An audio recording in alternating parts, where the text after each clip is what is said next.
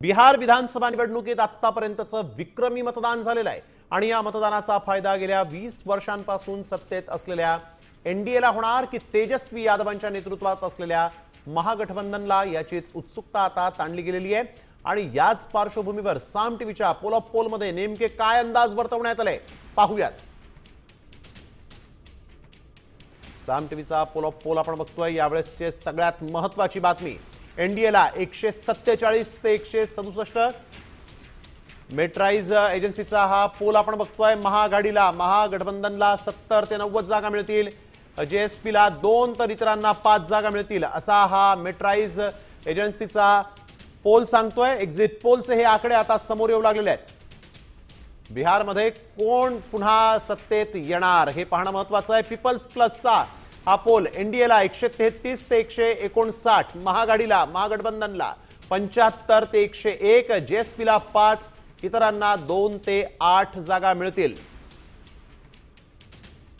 यानंतर आपण बघतोय की भास्कर रिपोर्ट्स या एजन्सीचा एक्झिट पोल काय सांगतोय तर एनडीएला 145 ते 160, महाआघाडीला 73 ते 91, जेएसपीला 0, इतरांना 5 ते 10 जागा मिळतील।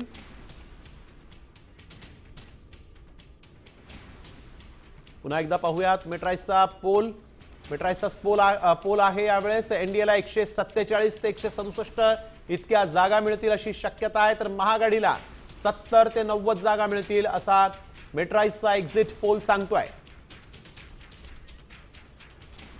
तर सगळ्यात महत्त्वाचा चाणक्यचा एक्झिट पोल समोर आलेला आहे। एनडीएला 130 ते 138, महाआघाडीला 100 ते 108 जागा मिळतील असा चाणक्यचा एक्झिट पोल सांगतोय। त्यामुळे पुन्हा नितीश कुमार यांचीच सत्ता, एनडीएचीच सत्ता बिहारमध्ये येते का हे पाहणं महत्त्वाचं राहणार आहे।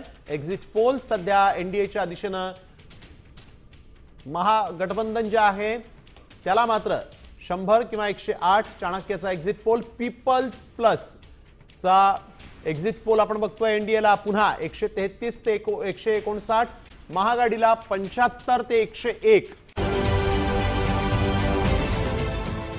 देश विदेशातील प्रत्येक घडामोडींचे लाईव्ह अपडेट मिळवण्यासाठी आता साम टीव्हीच्या सर्व सोशल मीडिया प्लॅटफॉर्मला लाईक, फॉलो आणि सबस्क्राइब करा।